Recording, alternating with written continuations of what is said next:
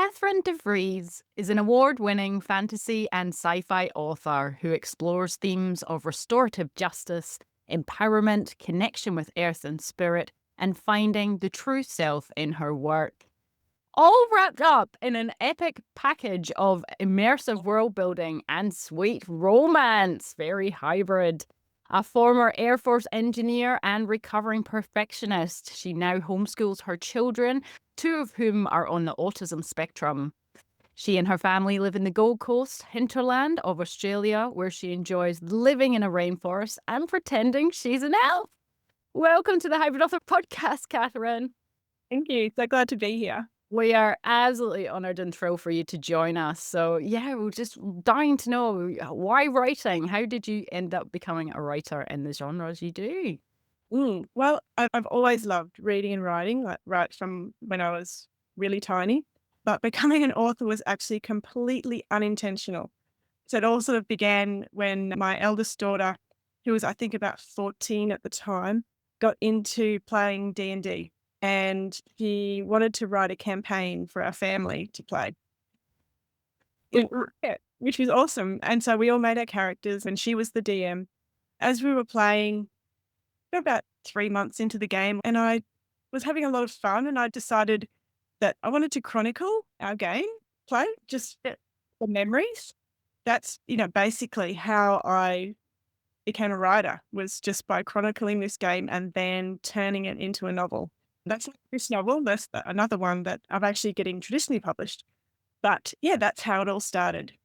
That is amazing. I haven't actually ever played D&D before, and I'd only ever sort of first heard about it through teen series like Stranger Things and Riverdale and stuff, and they all kind of play in it. So, but it sounds intriguing. It's quite it's quite an epic game, isn't it? Is it ongoing or yeah? Yes, yes. It's a lot of fun, and it's usually pretty crazy. And yeah, you can't intentionally make weird stuff happen.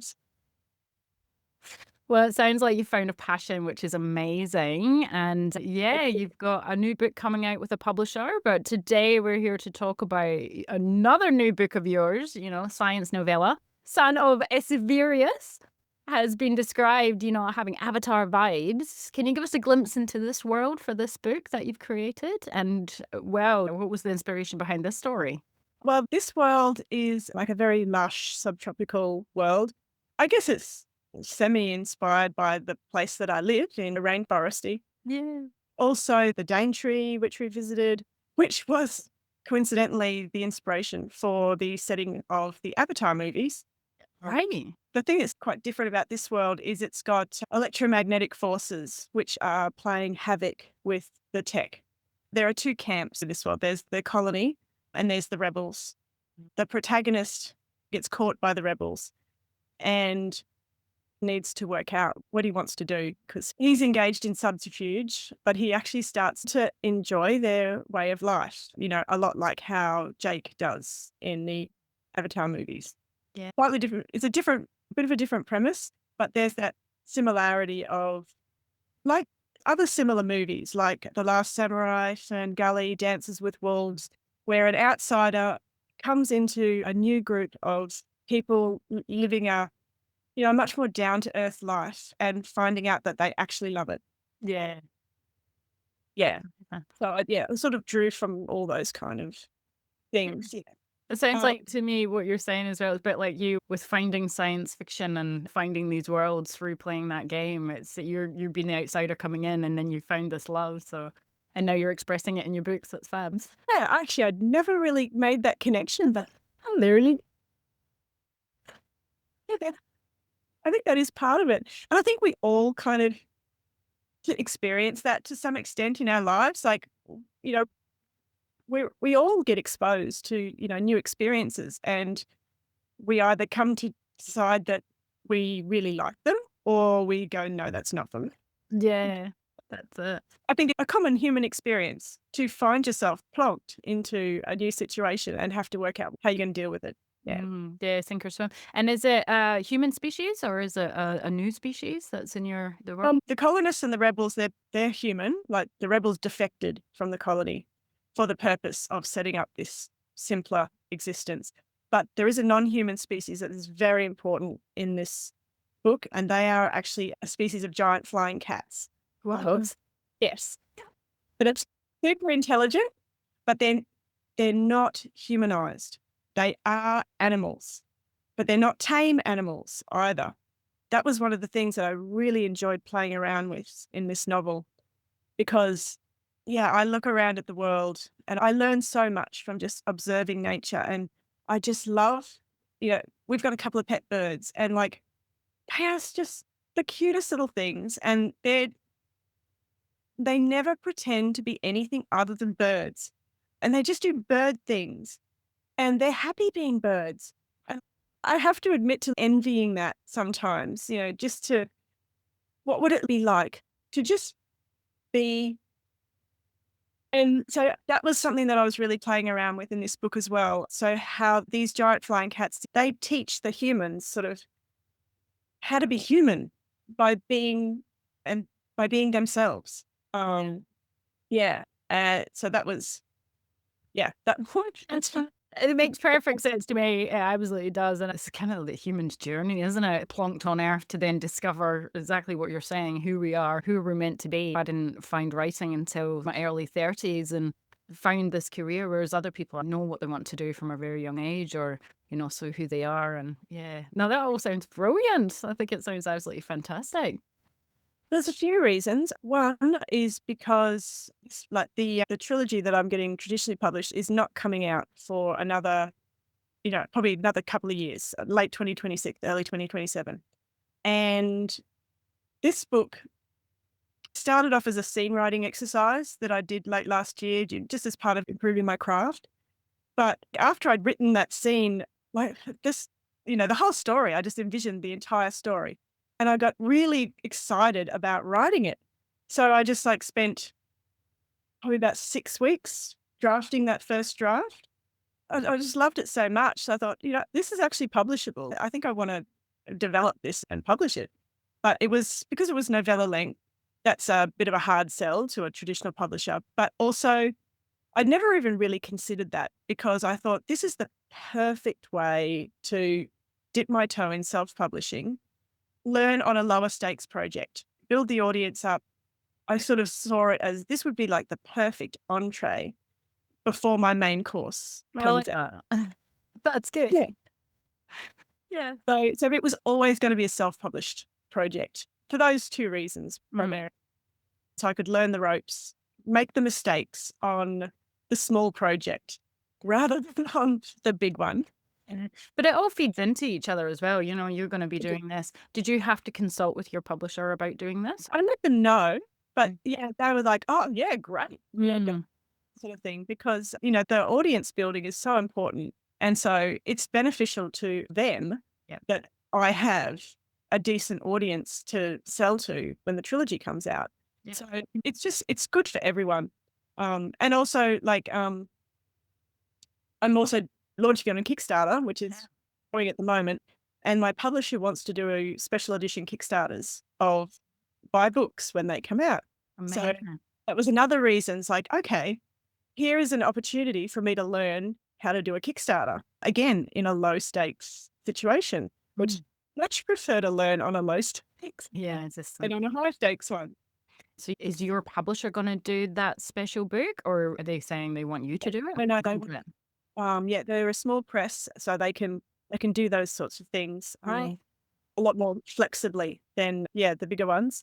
So yeah, they were very, very excited about the idea of doing special edition books, the beautiful editions that are just so popular at the moment, and I hope stay popular because it would be lovely to have a gorgeous special edition. Yeah, that's great. I think that's really great that they're incorporating that into their model and all great for you. So it does sound good. So obviously the Kickstarter's up and going. Did you do It's much fine. research before you went out there, or how's it all going? Oh yeah, to do tons of research. We are at a couple of days in, and we are almost 100% funded.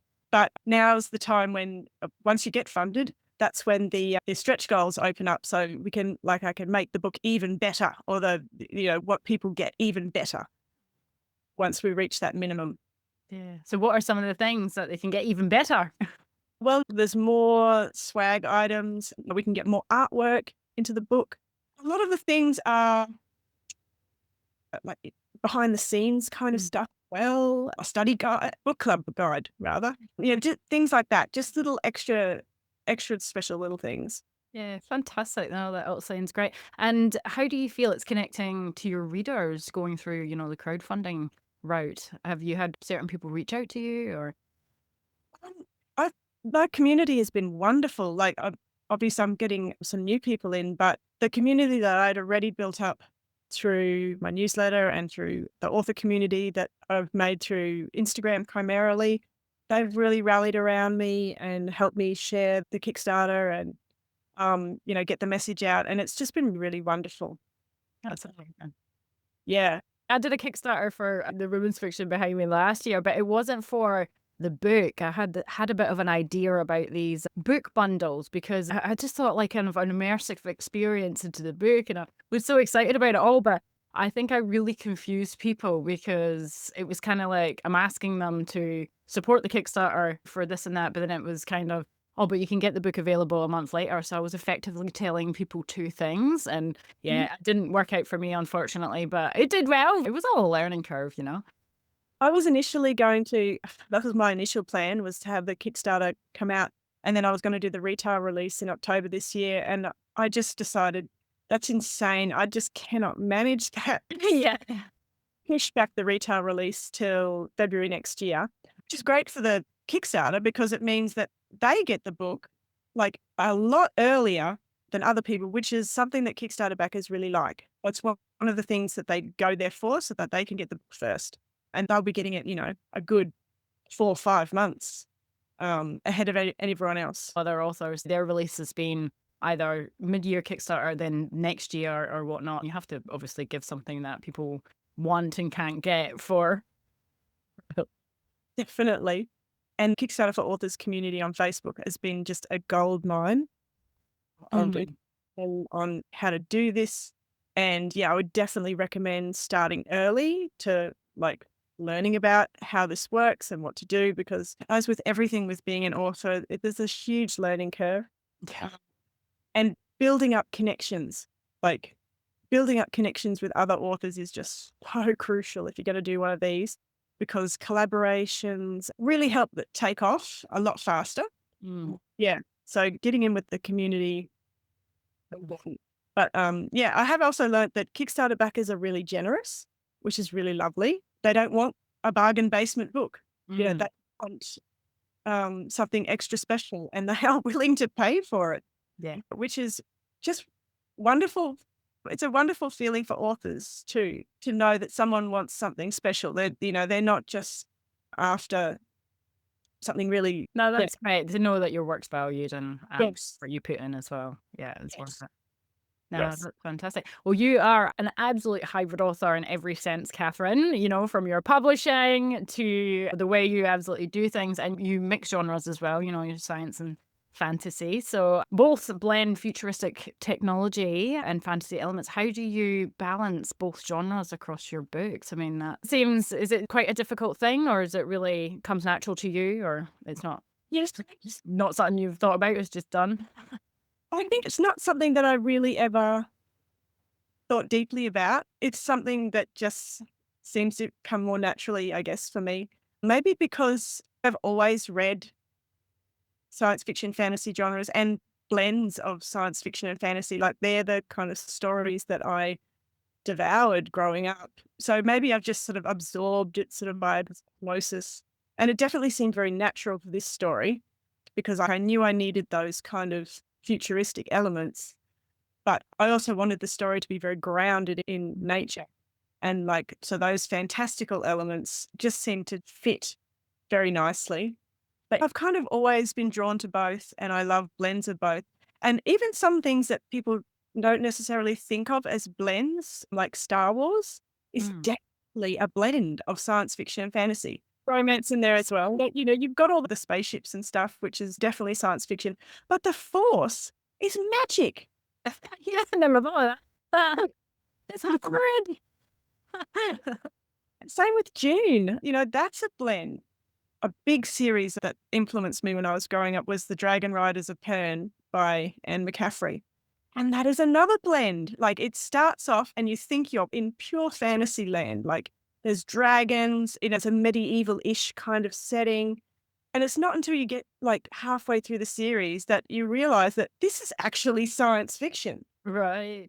And it was just like pretty mind blowing to me at the time, first read it. But yeah, I don't know, I just took my imagination, into wonderful places. Something more modern like Brandon Sanderson's Stormlight Archive. Mm. Also call that a blend. And he does a lot of blending as well with science fiction and fantasy. He's got space travel, but there are these worlds that pretty low technology. And yeah, he does it just really beautifully as well. So, and then just with the themes of like the technology versus nature, that suited this blend. Yeah. So I don't know. I think it just came naturally. And whatever story, go to the world that the story requires.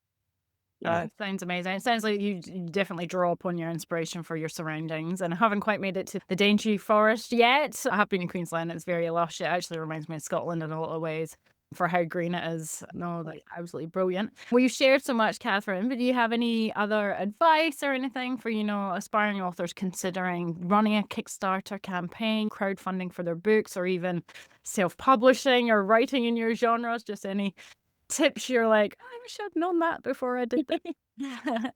I think one of the best things that I've done in terms of publishing is starting like learning on small stuff. Like I launched my reader magnet, which is like my free little short story that I give out to newsletter subscribers. That was my first launch that I did. And I made it a launch. It was, it was low stakes, but I got a proper Mm. cut. I gathered a launch team and and a set of ARC readers because I wanted to learn on the low stakes. And I would definitely recommend that other authors, whether they're intending to self-publish or traditionally publish, go through that learning curve on something small, something low stakes, because that's where you want to make your mistakes. Yeah. That's you want to do the learning and not on your heart project. And another thing I wish I had have done earlier though is reaching out to the author community, building those connections. I stayed in my little writing cave for so long. And like, it wasn't until I didn't feel ready to emerge and call myself an author and reach out to other authors. I don't think I was about like 5 drafts in or something, and I thought I'd taken it as pretty much as far as I could on my own. And it's kind of backwards thinking in a way, like because all writing, I believe, is a collaborative. A book is never the product of just one person. Yeah. Like regardless of whether you're self-publishing, traditionally publishing, or whatever, like beta readers are so crucial to the process. An editor is so crucial. Mm. I don't know how many ideas I've just gotten to the end of my ideas and then I just get feedback from someone else and suddenly like all these new ideas are opening up and spark. It's just, that joyful writing time again. Yes. If you are listening to this and you are hiding in your writing cave, Yeah. yeah, come out. Follow the breadcrumbs. With your beta readers and ARC teams and all this sort of thing, I mean, how do you find these people? Is it a case of just connecting with authors via community, your genres, or even in your local area, and then just sharing works? Or how have you gone about that? Most of my current beta reading team I met on Instagram. Mm. So, like, I started by looking for other authors, in my who were writing the kinds of books that I write, and just making connections, just commenting on their posts, maybe sending a DM, and then those little actions, creating a beta reading team. I learnt the authors who I resonated with. I read their stuff, and it's like, oh yeah, I like that. A call for beta readers, and I'm like, okay, cool, yeah, I'll volunteer for yours. Paying it forward is Mm. really what created my team. I read their stuff first.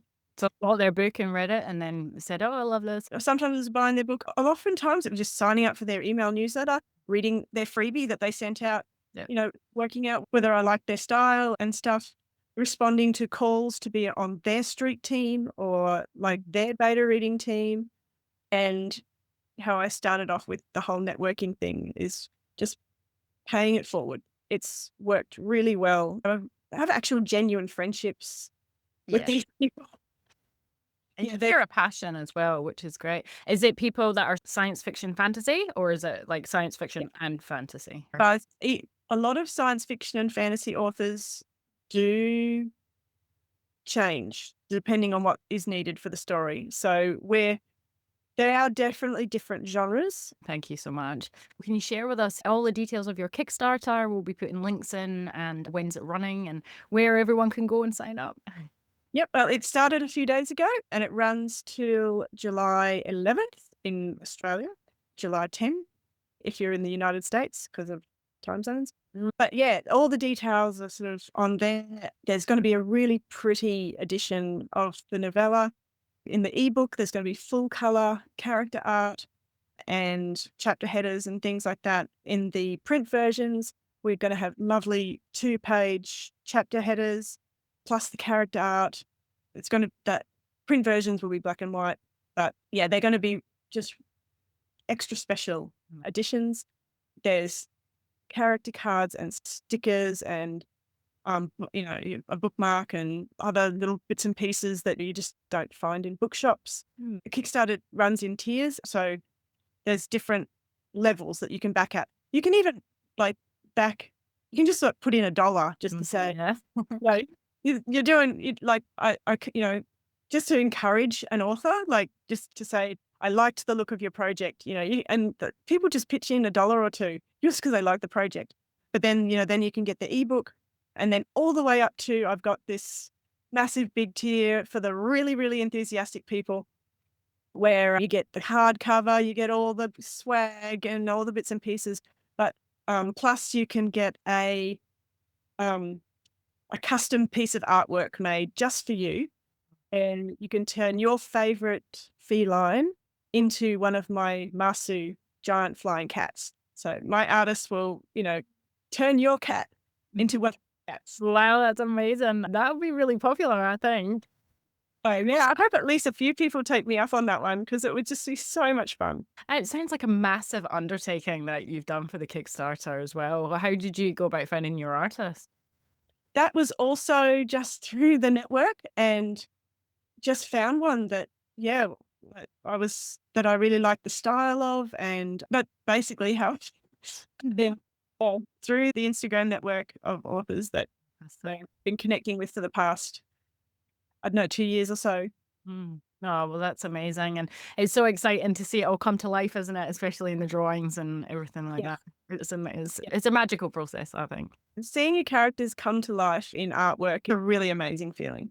Yeah, no, that's fantastic. Well, huge congrats, Cathryn, and I'm sure you're knocking it out the park. And as I said, we'll put the links in. And yeah, thank you so much for your time. You shared some absolutely amazing tips and tricks.